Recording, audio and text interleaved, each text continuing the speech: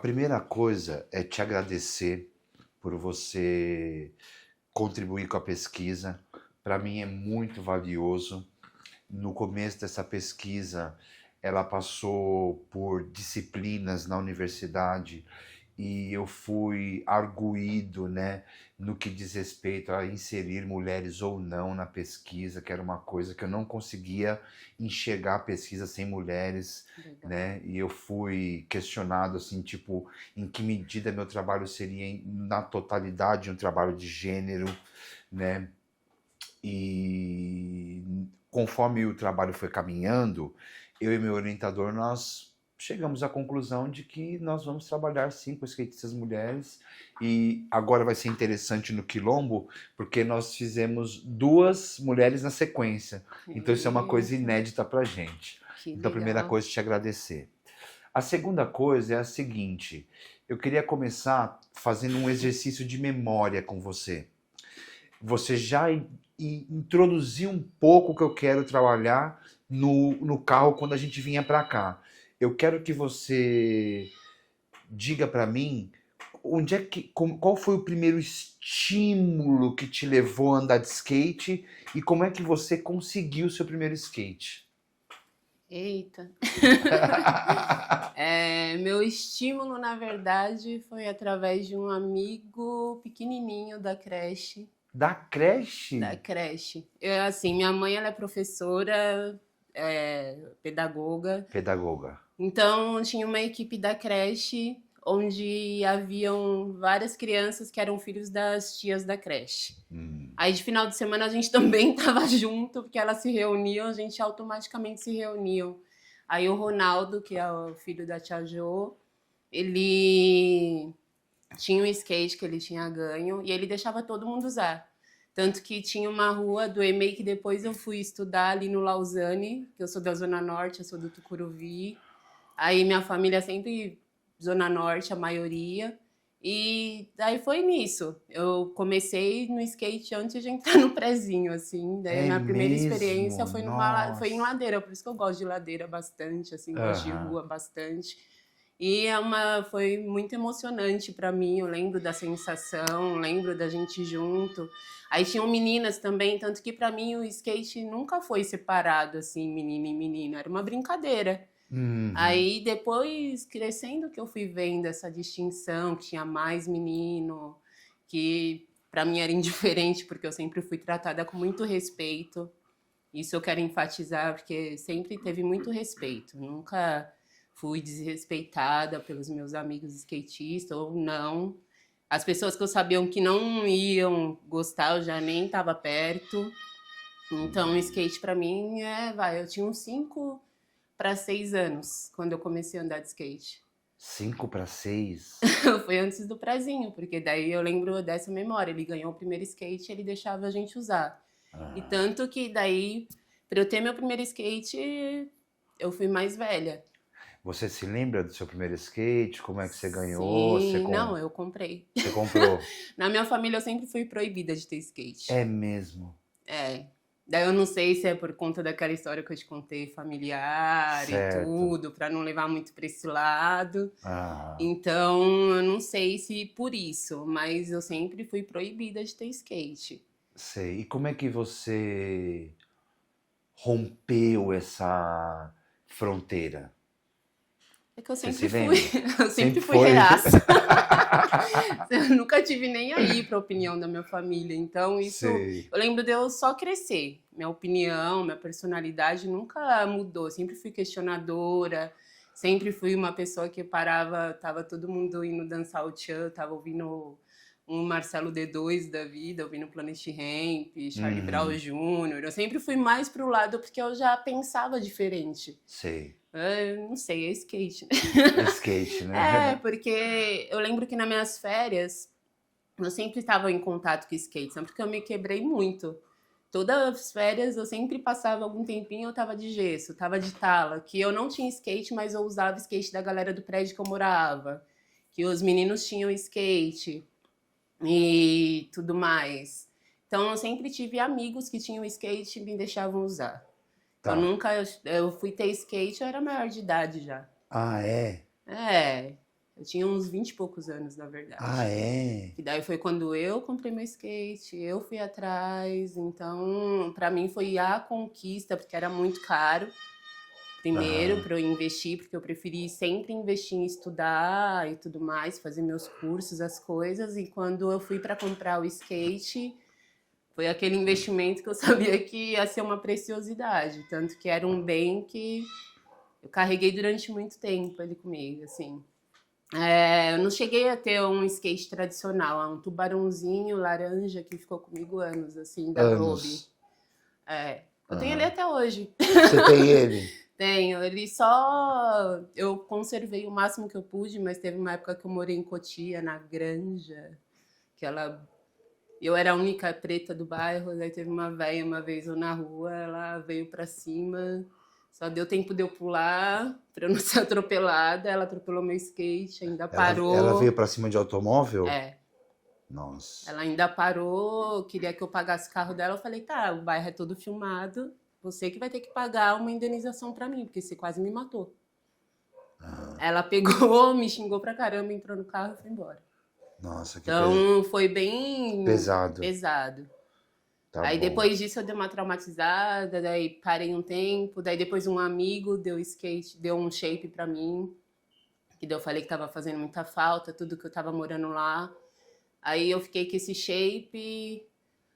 Aí depois eu me desfiz desse shape quando um amigão, assim, faleceu, que daí eu falei, deixei de lado por emoção, sabe? Sei. Eu já vinha num processo de perder meu pai, perder outros amigos também, daí eu falei, não. E quando... Não tem tanto tempo. Ai, a cabeça. O Nego da Vila. Nego Vila. Não acredito. Ele era seu amigo? Era. Não e há um acredito. tempo atrás, antes dele falecer, a gente tinha passado um tempo atrás, um tempo antes, assim, a gente... Não naquele ano, mas poucos anos antes a gente tinha curtido o carnaval junto. Isso até... Nossa, o Nego Vila. E ele era demais, assim. Então, eu acabei perdendo alguns amigos. O Iena era um amigo querido que faleceu. Daí depois veio o Bigode, que faleceu. Então, para mim, foi indo muito massacrante, que eram pessoas queridas, pessoas próximas, que daí eu perdi parte da minha família no skate. Então, eram referências, ou se não, que nem o Bigode, eu vi o Bigode crescer andando de skate, assim. Então, foi muito triste. E quando veio essa situação de novo, assim, um amigo do skate, através de ser baleado e tudo mais, eu fiquei muito traumatizada. Traumatizada. Eu falei, poxa vida, meu. E aquele tempo eu vivia na Vila Madalena, sempre curtia muito, e tanto que eu me afastei total, assim. Eu amo aquele bairro, só que me traz muita memória dele. A gente se encontrava, tinha a mãe dele fazia comida, a gente comia as comidas que a mãe dele fazia. Então é uma memória emocional muito forte, sabe? Aí foi onde eu doei e falei, não vou andar. Desde então tô sem andar, desde a morte dele. É mesmo? Eu até ganhei uma vez, teve uma premiere da Element, ganhei um shape, não montei ainda. Tá lá paradinho. Eu queria pegar esse gancho. Você falou da Vila Madalena, né? Sim. Uma preocupação desse trabalho é com a territorialidade dos corpos negros com quem eu dialogo. Sim. Na relação com o skate. Então eu queria combinar duas questões. Sim. Uma, onde seu skate estava territorializado, né? Onde você andava, você falou da Vila Madalena. Sim. E o que a cidade representava e representa para a sua relação com o skate? Território e representação. Onde você andava e o que a cidade representa para você? Eu amo São Paulo. Muito, tanto as periferias quanto o centro. Aprendi a respeitar muito São Paulo, porque eu cresci ali no Tucuruvi, um bairro elitizado, porque é um bairro militar ali, perto do Barro Branco e tudo mais, ali o Tucuruvi 3. É um miolinho onde todo mundo se conhece, são vários residenciais assim, de prédios e tem pessoas negras e brancas e japonês, todo mundo mora junto. Tanto que essa questão racial, pra mim, eu vim descobrir depois que eu saí desse mundinho ali, que parece interior. Todo mundo se respeita, é preto com branco, não tem muito... Eu nunca senti muito essa questão racial no bairro que eu morava. É mesmo? É. Na escola onde eu estudava, na rua de trás, aos finais de semana, a Barriga da Velha, famosa ali, tinha a galera do skate que se reunia, mas daí eu já não podia frequentar, que minha família não deixava. Então, é uma coisa que, por mais que fosse próximo, eu já não frequentava por não deixarem. Eu estudava na escola ali durante a semana, mas no final de semana eu não podia ir para lá. E também tinha muito terreno baldio. Aí eu era limitada de ir por questões de segurança também. Era muito protegida, assim. E questão... Daí eu falei de... Agora? Do território. Sim. E eu queria que você falasse um pouco do que a cidade significa. Assim, eu curto andar na rua. Eu nunca fui uma pessoa de ir pra pista. Eu sempre fui pra ver algum amigo andar, ou se não tava com a galera, ver os meninos andarem. Nunca fui muito de manobra. Curto manobra. Acho que manobra pra gente que mora em São Paulo, no Brasil, deveria haver, ter tradições. Um flip, um ollie, por que não? Um pulo, dar a volta. Uma coisa, vai ficar maior.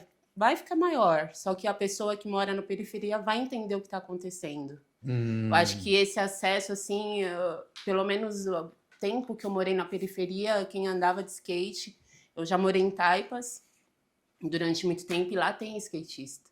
Só que é muito pouco. Muito, muito pouco. E Taipas? Sim. Ali é um bairro muito... Não é parada de Taipas, alguma coisa assim? É que ali é muito complexo. É um bairro muito grudado com o outro, que nem onde eu morava em si, era considerado já Coab Nova Brasilândia. Eu trabalhei em Taipas. Sério? Que legal. Não tem uma antiga Fundação Casa ali? Sim, então, eu morava ali perto. Subindo, assim. Nós trabalhávamos, eu e o Murilo, com um projeto de skate para meninos e meninas semi-internos. Olha, que demais. Foi 2022, mas por uma série de questões a gente não foi para frente, mas... Nossa, é importantíssimo, porque ali o negócio assim é bem abandonado, a galera só pensa em baile, pensa em sexo, ninguém quer estudar, tem uma evasão muito grande, as pessoas não querem evoluir, mesmo quando evolui, eu vou comprar um carro. Sempre é algo para ostentar ao invés de evoluir. Então, tem diferença, né? E os meninos que andavam, a maioria não deu continuidade. Ou teve família, ou se não foi realmente para o mundo do crime. Eu sei. Então, fica essa linha muito tênue, muito... Sabe, a família não apoia. Você vai ser skatista, mas você precisa ajudar a sustentar a família. Então, fica muito essa cobrança, sabe? Então, eu acho que ali a Zona Norte, onde eu cresci, que a galera já tinha o skate, conseguia ir dar uma volta, porque daí tinha aquela relação de voltar para casa, o pai e a mãe sustentava, é diferente. Então, eu sempre tive essa mentalidade, assim, eu aprendi, na verdade. Que eu mudei para Taipas, eu já tinha uma consciência, eu mudei, eu ia fazer 18 anos. Então foi radical para mim, ir de uma parte elitizada para uma parte muito mais periférica, muito mais sofrida. Para eu me adaptar demorou e eu me adaptei parcialmente. Eu conseguia conviver com pessoas que eu conversava sobre música, sobre alguns assuntos assim que interligavam a gente, mas o mundo que eles queriam viver eu nunca quis. Entendi. Então, para eu conviver com as meninas era difícil, porque eu não pensava nessa parte de... o menino fulano de tal, sempre quis estudar, sempre, se eu não estava estudando, eu estava em casa ouvindo música, sempre tive uma vida muito ativa, sabe? E muito sobrecarregada também, familiar, assim, eu sempre tive que ajudar. Então, eu não tinha escolha, tinha que cuidar da casa para minha mãe, cuidar do meu irmão, dos meus primos, e sempre estava, por mais que em algum momento eu não estava trabalhando, eu estava trabalhando ali uma rotina de mãe. Eu era mãe deles enquanto a galera estava estudando, estava fazendo outras coisas, sabe? Então eu tive essa inversão assim muito grande de responsabilidade, de começar a trabalhar nova e de ter que estar junto com a família e ter que sempre foi muito regrado. Então meus momentos de fuga era quando eu ia para o centro, para depois desse período de ali no Tucuruvi, quando eu queria ter um envolvimento mesmo, por mais que Taipas fosse relativamente longe do centro, eu pegava o ônibus, vinha direto, parava ali no na Praça do Correio e ficava ali no Vale, curtia ali. O meu primeiro emprego eu fui office girl na 15 de novembro, eu descia o horário de almoço para ver a galera andar, subia correndo. Então eu sempre estava ali, daí depois na Galeria do Rock também trabalhei, eu ficava por ali também. Eu sempre procurei estar no centro, o centro sempre foi meu ponto de encontro com o skate. O centro. O centro. Uhum. O Vale, a Roosevelt um pouco, porque antigamente era mais perigoso para a menina estar ali por N questões. O elevado. É elevado que fala, né? Ali do. Viaduto? Qual viaduto? Do chá? Não, calma, é que eu confundi ali. É aquele que fecha à noite. Minhocão. Minhocão, isso. Minhocão também. Eu pelo menos várias vezes pegava meu skate e ficava horas ali, ia de um lado pro outro. Porque mais segurança também, né? Questão de carro, tudo. Já levei vários sustos. Uhum. Acho que todo skatista, né? Já achou que ia morrer em algum momento. Porque, a galera não respeita. Uhum. Até hoje em dia eu vejo algumas coisas absurdas assim em relação ao skate que o pessoal não respeita. Então é isso. Falei pra caramba. Eu queria que você falasse um pouco outra preocupação dessa pesquisa que está articulado com cidade é mobilidade urbana, né? Hoje, por exemplo, você veio de metrô. Sim. Como é que você circula pela cidade? Quais são os meios de transporte? Ou ao longo da sua vida também como skatista? Como é que você se locomove? Eu curto muito velocidade, então eu preferi não me habilitar, porque eu sabia que eu ia morrer nova. Uhum. É sério. É sério, foi uma opção minha. Eu tive a oportunidade, mas eu não quis por responsabilidade. Eu falei, se no skate eu já curto velocidade, se na bike eu curto velocidade, então não vou, porque eu sei que se eu pegar um carro, eu não vou respeitar. Eu vou realmente querer aquela sensaçãozinha que deve ser incrível. Quando você tá no carro com alguém que acelera, eu adoro.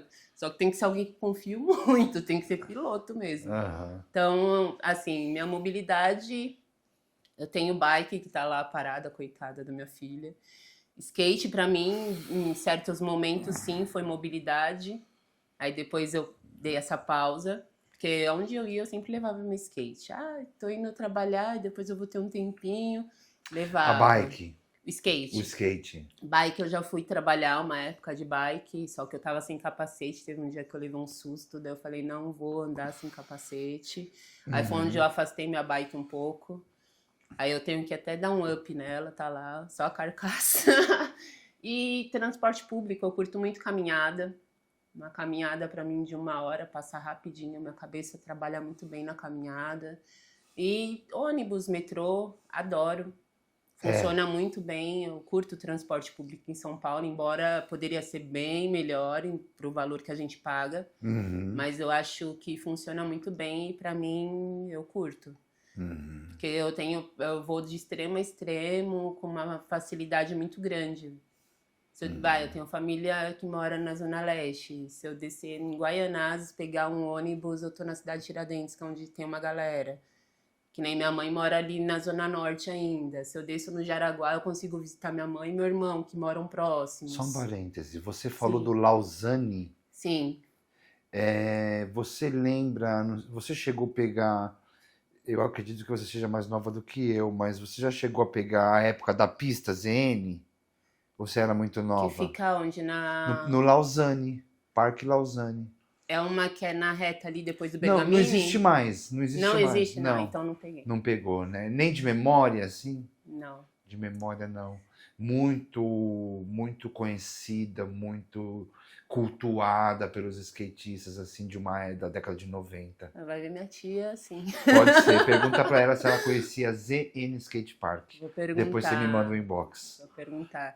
Porque, assim, a minha história de sentar e conversar com ela, ela também curtir a rua e fazer dela falar, eu Quantos também anos gostava ela de tem? Você ladeira. tem ideia? Minha tia deve ter quase 60. Ah, nossa, ela com certeza pegou a Quase pista. 60. E ela falou que com 15 anos ela andava já de skate. Ela falou quando chegou no Brasil, assim... E meu avô, Você assim, tá por falando parte de... sério? Tô falando sério. Que história maravilhosa. Assim, minha família por parte de pai é muito underground, assim. Minha tia, ela tem essa história, com 15 anos, ela já andava de skate, assim, logo que chegou. E meu pai pra música. É mesmo? Meu pai, ele era DJ e tudo mais, tanto que meu irmão é DJ. Daí tem esse histórico, assim, artístico, né? Porque Muito skate bom. é arte. Eu encaro como arte. Eu Então, também. na minha família, assim, eu saber desse histórico, eu falei, ai, agora sim, tô Agora em paz, eu sim. tenho mais. Acerto de contas. Deixa eu te importante. perguntar. Agora a gente vai aprofundar um pouco mais o tema do skate. Um pouco mais, que nós estamos falando de skate o tempo todo. Eu queria que você... A pergunta que eu formulei... Deixa eu ver como é que eu formulei. Você já pensou na profissionalização? Já passou pela sua cabeça? Ou você sempre foi uma skatista underground e nunca pensou nisso? E se pensou ou não, como você visualiza a inserção de uma skatista negra como profissional? O que você percebeu ao longo desses anos, assim?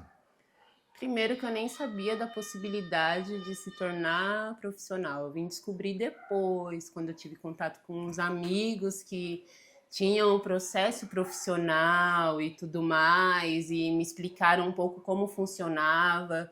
Mas eu nunca me imaginei profissional de skate. Skate sempre foi uma brincadeira para mim. Uma Tanto que brincadeira. poder crescer e saber que eu vou poder levar até eu ficar velhinha essa brincadeira que, nossa, conquistou meu coração. Escuta onde for um barulhinho de uma manobra acertada, ai, coração enche de alegria.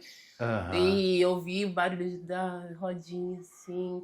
Pra mim é uma terapia. Se eu tô muito nervosa, assim, eu vou pra uma pista de skate, por mais que eu não esteja andando, pra mim relaxa.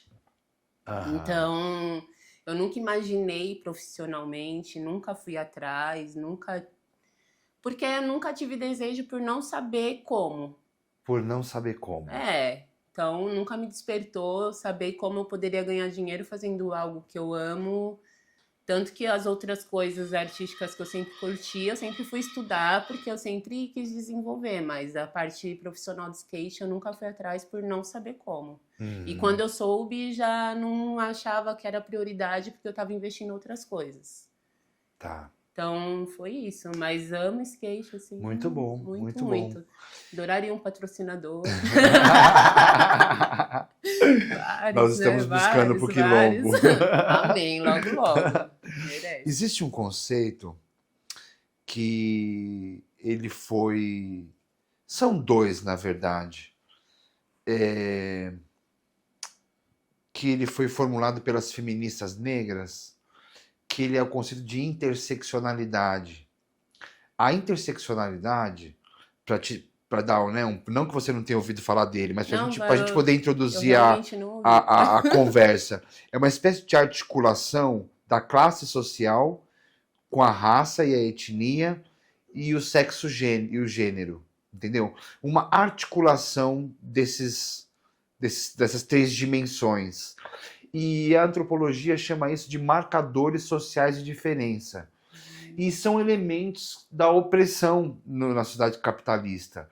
Você, como skatista, você contou que sempre foi muito respeitada, mas eu queria que você aprofundasse. Você já presenciou algum tipo de opressão por ser skatista negra?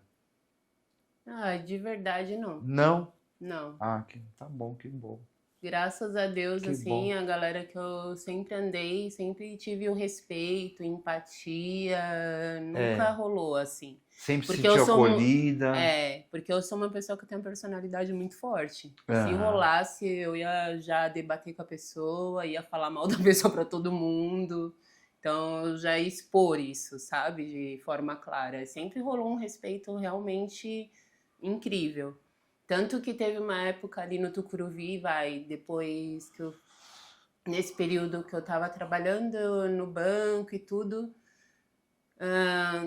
teve um QG ali no Tucuruvi muito importante, que era a casa do Diego Rabiro, que é um amigão de skate que ele acolhia uma galera, assim, era QG, todo mundo se encontrava para ir andar de skate ou voltava, tava tarde para ir para casa, parava na casa dele, ou passava uns dias lá, todo mundo interagindo, falando de skate. Então foi uma base bem importante, assim, no começo da minha juventude, que no caso, os 20 e poucos anos, onde eu tive aproximação, que daí já tinham alguns amigos profissionais, que também iam para lá. É uma turma bem grande ali na Zona Norte, tanto que daí tem o Bilico, o Bruno Naldinho, o Bilico, Bruno eu Bilico. quero trazer ele aqui. Ele vai. Ah, ele é foda. É, Ai, né? amo aquele artista, ele é É, eu incrível. quero trazer ele O aqui. Naldinho também, que o Naldinho. O Naldinho. Naldinho ele agora tá com o projeto da Velo. Ah, eu sei quem é. É, também. Eu conheci o Naldinho, ele era careca, o Fábio Menino. Tinha... Careca? É? O Naldinho Agora já. ele é cabeludo. Eu falo pra ele, nossa amizade dá pra contar pelo tempo do seu cabelo. Também. O Então, tem trabalho dele uma é galera, assim, admirável. o Samuca. Samuca. Ai, como que o. É que o Samuca é Samuca mesmo. É Samuca, eu acho que o sobrenome dele é Samuel Barbosa, só que a gente chama ele de Samuca, o Muca. E iam várias outras pessoas, mas marcante mesmo, que sempre tava ali a galera. Também tem o Nift, que sempre tava por ali. Ai, muita galera da ZN passou ali.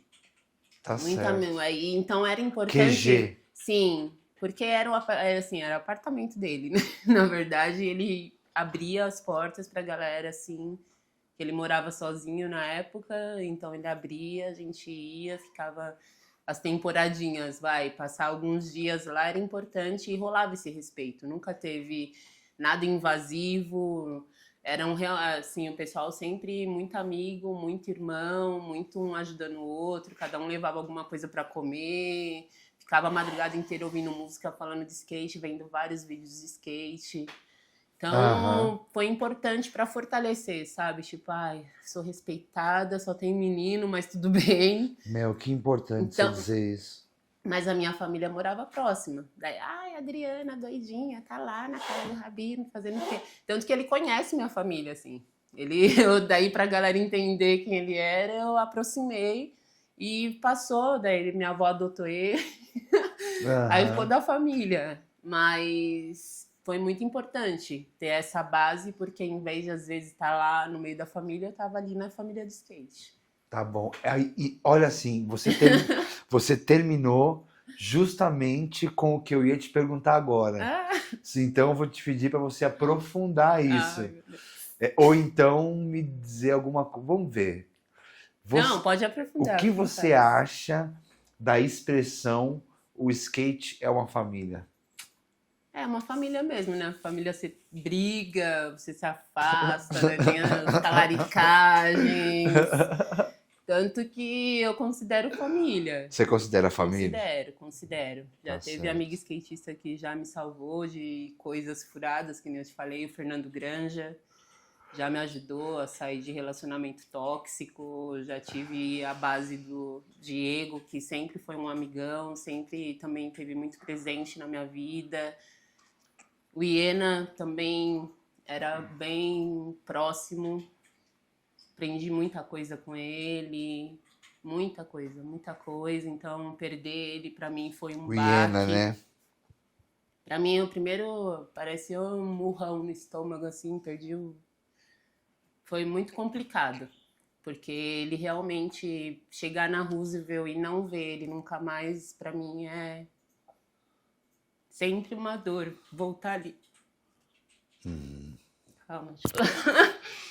Tudo Porque bem. ele todos eles, né? Mas ele ajudou muita gente. Então, as pessoas se apegaram a algumas coisas que nem souberam, subjugaram ele e colocaram ele muitas vezes em um contexto onde ele não mereceu. Se as pessoas parassem para conversar e saber realmente, tanto que na época essas meninas, a maioria que me talaricaram aí que andava junto, questão de skate, eu fui muito julgada por ser amiga dele. Eu falei, vocês não sabem o que aconteceu. Eu sei porque eu conversei com ele, eu sei o que aconteceu. E eu não preciso nem aprofundar nesse vídeo, porque quem sabe da história sabe, quem sabe da verdade sabe, pronto. Depois só vai ser o julgamento final quando Jesus voltar e vão saber realmente da verdade, porque daí vai ter a telinha lá, mostrando quem é quem, não tem pra onde fugir. Emocionou. Ai, emocionei. Mas é isso, assim, skate é uma família, mas você tem que, assim como toda família, você tem que saber filtrar. Tem contradições, Tá te fazendo né? mal? Afasta. Não tá legal? Afasta. Tá somando? Soma também. É bem isso, você saber filtrar quem pode estar perto do seu coração, porque eu acho que skatista é a raiz mesmo, que tem um bom caráter, porque também tem skatista mau caráter, assim como em qualquer tipo de relação e tudo mais. Mas quem é um skatista bom, você tem que estar próximo, porque é uma pessoa que realmente vai te ajudar e vai te fortalecer. Às vezes não vai te ajudar com uma peça, mas vai estar ali para você sentar e conversar na pista. Quantas vezes meus amigos foram meus psicólogos, assim, de sentar, falar, ai, gente, vamos conversar e contar um caso e ouvir a versão, assim, até coisas de relacionamento e tudo mais, e ter uma direção depois daquilo, ou algum problema familiar. Então, por isso que eu considero família. Porque às vezes na minha família eu nunca tive esse apoio. Eu chegava com alguma coisa, ah, você é doidinha, ah, isso, aquilo. Sempre julgando em vez de ajudar. Então, eu sempre me senti muito aceita. Muito bom. Eu vou pular uma pergunta, porque você já respondeu ela, dizendo que você nunca sofreu... Você já sofreu racismo em pista, em campeonato e sessão? Não. Não. Nunca, Eu não sei se... nunca sentiu? Não, realmente não. Pelo contrário, vai. Que nem, eu Fumaça, o Ale Fumaça, que ele já é das antigas, que ele é skatista mais velho, que ele também me ajudou muito, ele me dava acesso, ele trabalhava sempre quando ele estava trabalhando, ele falava para eu ir, que ele ia me dar pulseirinha para eu entrar. Aí ele falava, quando você chegar lá, você fala que você é minha irmã. Aí eu chegava, eu falava em nome dele e tudo, ele vinha com uma VIP, sempre eu tava nos campeonatos, por mais que fosse pago, que tinha uma época ali em Ibirapuera bastante, aí eu sempre tinha acesso, sabe?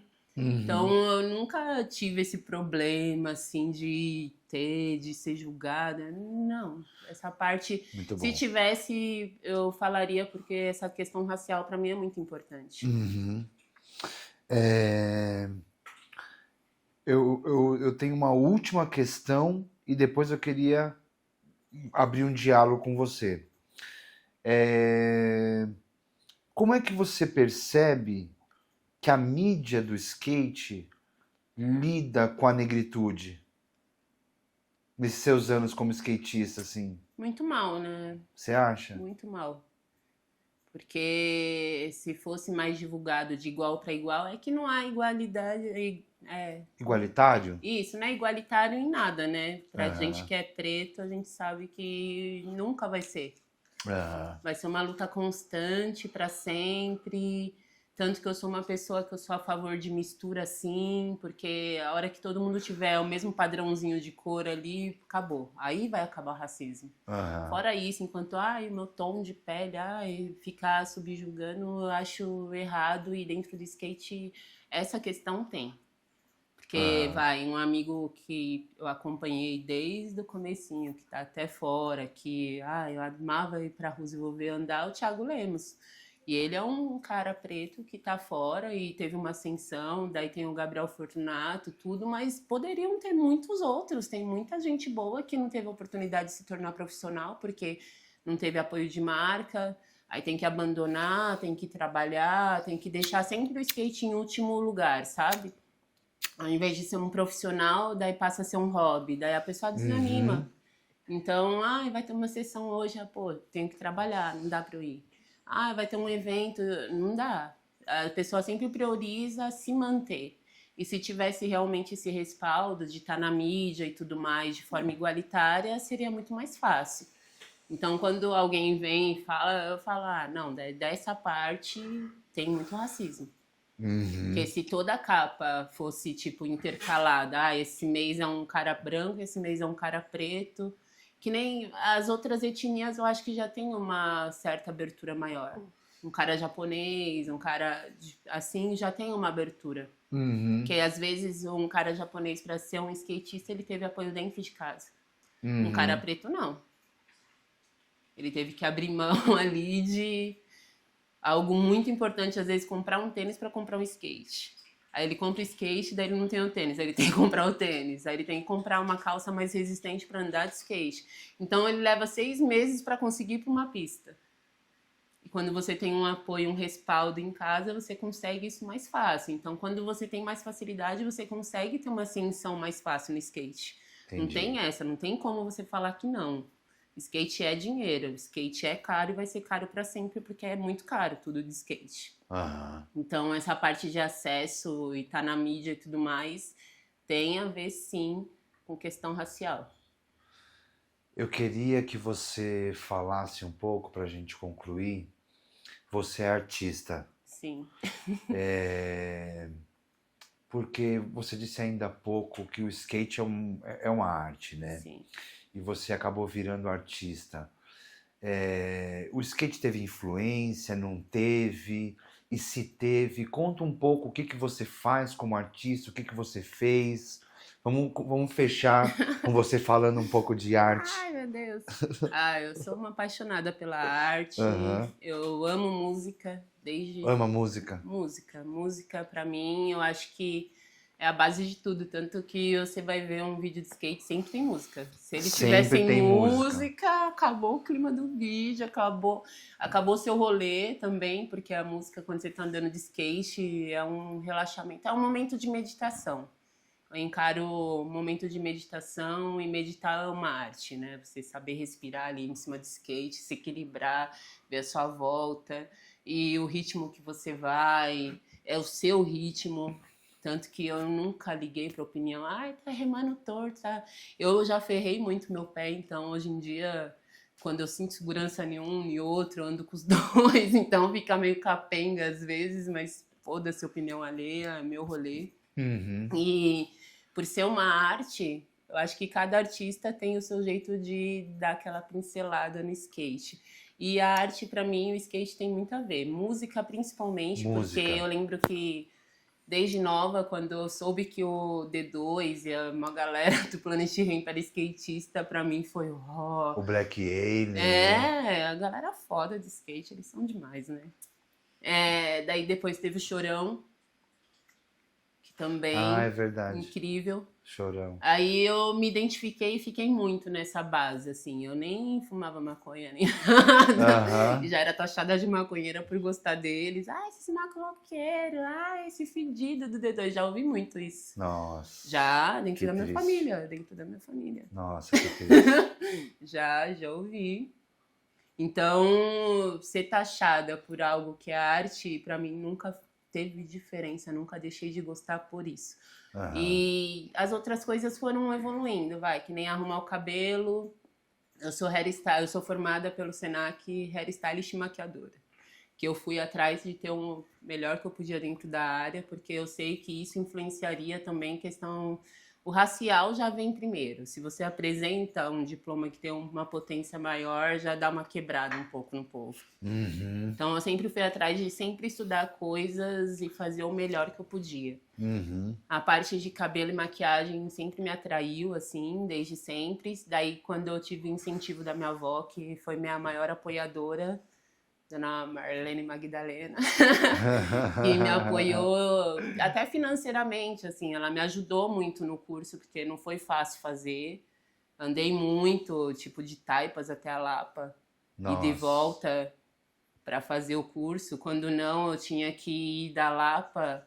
Uma amiga me dava carona até a Armênia, eu pegava o ônibus até o Tucuruvi, ia andando até minha avó, e ela me dava o dinheiro depois para ir direto pro curso. Então foi uma luta, sabe? Eu poder Toda uma estudar, correria. e as pessoas olham, acho que foi fácil, eu não tive apoio. Eu Aham. tive que lutar. O apoio que eu tinha era da minha avó, que também tinha poucos recursos. Ela era uma aposentada de um salário que me ajudou bastante. Então, essa parte foi bem importante. E eu sempre gostei muito de museu, sempre, sempre, sempre. Quando tinha excursão da escola, que eu ia para Ibirapuera, ia para os museus e tudo mais. Eu tive dentro da minha família uma artista que foi importante, a Sara Ruth, que ela era prima da minha mãe, ela era minha prima, acho que de segundo grau, né, quando é assim. E ela me adotou, porque a gente era muito parecida.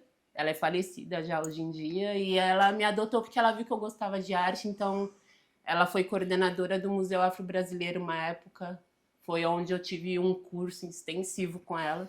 Ela É me mesmo? chamava vez ou outra. Eu acho que pelo menos uma vez por mês eu ia para almoçar com ela e ela me dava aulas sobre questão racial, questão cultural, me explicava, mostrava livros. Tanto que eu estudei muita parte de cabelo africano, de pegar as referências que tem lá, a parte de biblioteca deles é maravilhosa também. Eu acho que o pessoal sabe só do museu, mas tem uma biblioteca incrível no Museu Afro-Brasileiro que todo mundo deveria conhecer. Aham. E ela foi importante para mim nesse contexto. Tanto que eu me identifico muito com a personalidade dela, assim, e ela já era uma questionadora dentro da família, tinha um posicionamento como artista dentro da família, então ela lutou primeiro que eu.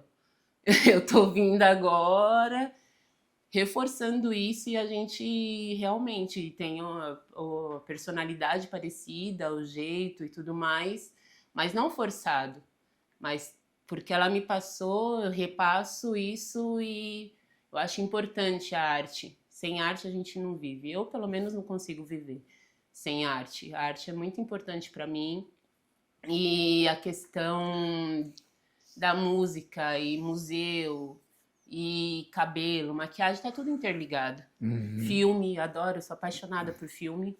Uhum. Tanto que quando meu pai faleceu, eu tava com a cabeça assim muito deprê. Eu já tinha tido uma experiência que eu fui da igreja, fui evangélica durante muito tempo assim dentro da igreja. Uhum. Hoje eu sou cristã, não tenho nenhuma igreja que eu frequente, mas Jesus Cristo é tudo para mim e tudo mais. É, e. Ai, eu comecei a falar isso. Calma, deixa eu voltar. E dentro desse contexto de estar dentro da igreja, tudo, e manter o skate, eu fui questionada dentro da igreja por manter meus amigos skatistas. Posso imaginar. E dentro da igreja eu conheci um grupo de skatistas. Aí eram os reaças dentro da igreja. Então era sempre onde eu fui, sempre teve um contexto ali. Entendi. E então culturalmente, para mim, dar sequência na arte sempre foi importante. Quando meu pai faleceu, eu eu voltei para a igreja, no contexto da igreja por conta do teatro. Eu fiz Hum. parte da equipe de teatro e street dance durante muitos Hum. anos. Aí eu depois passei a fazer a maquiagem da galera também, assim, quando tinha apresentações. E fiz um curso na escola Movat, que era do. Ai, qual é o nome dele? Putz. Ai, Landim. É da família Landim, eu esqueci agora Sei. o primeiro nome dele. Daí tem o Ricardo e o Marcelo Landim. O Marcelo Landim, ele é ator e ele passou pra gente tudo, o curso, tudo, tudo, tudo. E quando daí passou esse momento da igreja, daí quando meu pai faleceu, eu voltei à questão do teatro. Falei, meu, eu preciso, como agora eu sei que eu tenho uma veia artística, eu preciso voltar para eu saber quem eu sou. Aí sim, nesse contexto de voltar, eu vi questão racial dentro de sala de aula. E Uhum. daí foi quando eu fui estudar na Embi Morumbi, ali na Moca. E eu estudando assim, daí teve um dia que teve uma aula, que era uma atividade, uma menina branquinha, daqueles, Patizinha, daí na atividade era como se fosse uma luta ali, e a equipe que eu tava ganhou e tudo mais, e eu que tava como representante dela veio me chamar de escrota. Ah, Eu já tava com a cabeça tão pesada, tão... E o professor viu. Porque ah. estavam só. Daí tinha, a galera tinha saído, tudo, a gente tava terminando a atividade. Pra ver eu e ela, e o professor viu, e eu revidei, eu falei escroto, caralho, não sei o que, comecei a xingar, e ela escroto, escroto, escroto. E o professor viu e não falou nada. Eu falei, você não vai falar nada? Aí ele olhou assim, fez uma cara, não falou nada. Aí, tanto que a coordenadora, eu abandonei o curso.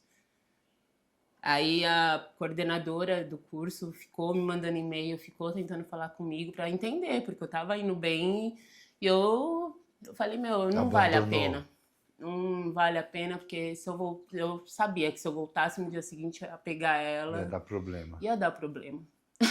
Ia. Entendi. E como o próprio professor não se posicionou, eu falei, meu, eu não vou entrar, eu já estava nesse processo com as coisas do meu pai, eu falei, não vou entrar em outra briga, Uhum. não tenho cabeça para isso. Daí foi onde eu deixei o curso, mas eu me considero uma atriz, Aham. não tenho nada de contexto, mas essa parte artística.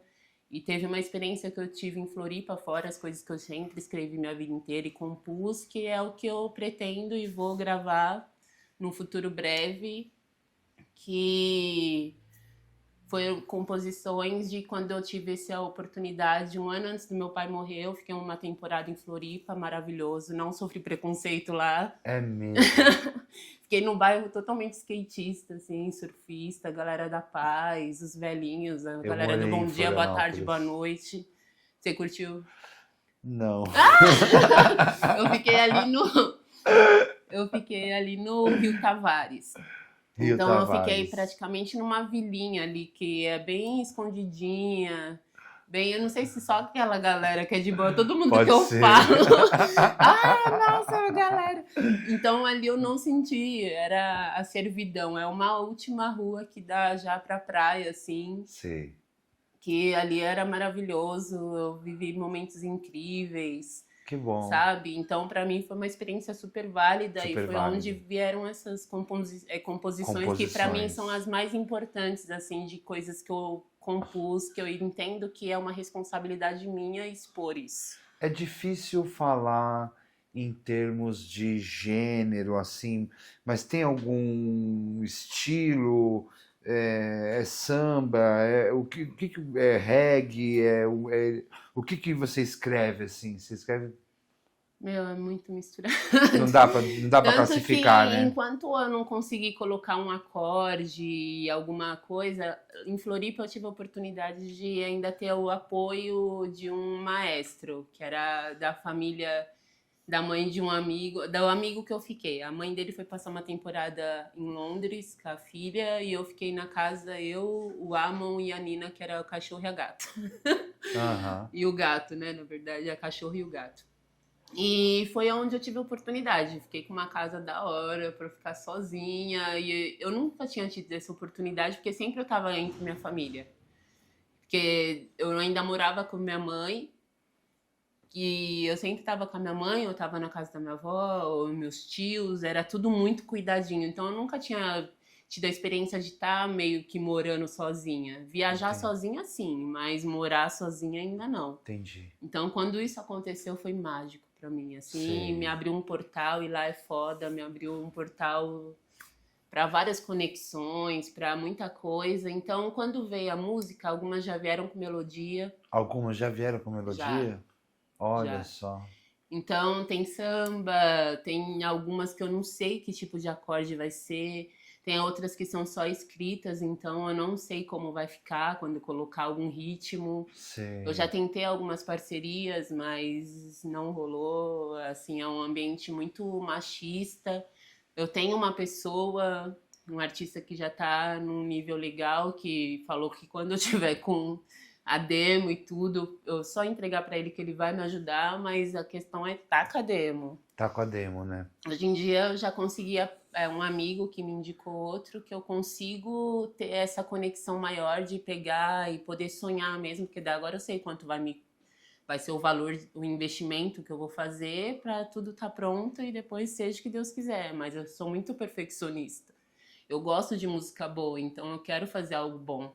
Por mais que seja só para eu escutar e mais alguma pessoa, pronto, realizei, missão cumprida. Vamos pro próximo sonho. É isso. Eu amo arte de diversas formas. Acho muito importante o desenho também. Teve a parte de tatuagem que eu tenho, as minhas tatuagens são desenhos meus, assim, eu curto um traço mais aborígene, com africano, né, muito definido, uma coisa meio abstrata. Sei. Componho, escrevo mesmo histórias, eu gosto de crônica, eu tenho umas crônicas bem... Você tem crônicas? Eu tenho crônicas também. Nossa, tô pensando em publicar, se ver se eu crio coragem. Eu tô criando Não, coragem. Cria. Eu tô com 30. Nossa, por favor, faz isso. Aí eu tenho um amigo chamado Kim Terra, e tomando uma cerveja com ele no Bexiga, ele falou, cara, você tem que publicar, mano. Sim. E aí eu acho que vou publicar. Publica. Poucos volumes, assim, tal. Não, faz uns 100 pelo menos. Faz uns 100, faz né? mais. Eu vou te mandar um. Por favor, porque... Eu te mando um. Crônica é importante, porque é uma historinha pequenininha ali. Às vezes a pessoa não tem paciência de ler um livro. Uma crônica, ela leu, ela entendeu a história, pronto, acabou. Então, acho legal da crônica isso, a facilidade. Eu acho que essa pessoa que você caracterizou... Eu sou um pouco essa pessoa que você caracterizou, porque eu leio teoria, né? Antropologia, esse tipo de coisa. Mas em termos de literatura, assim, eu gosto de poesia, que são coisas menores, fragmentárias, assim, tal. E quando eu fui escrever, saiu crônica. Muito importante.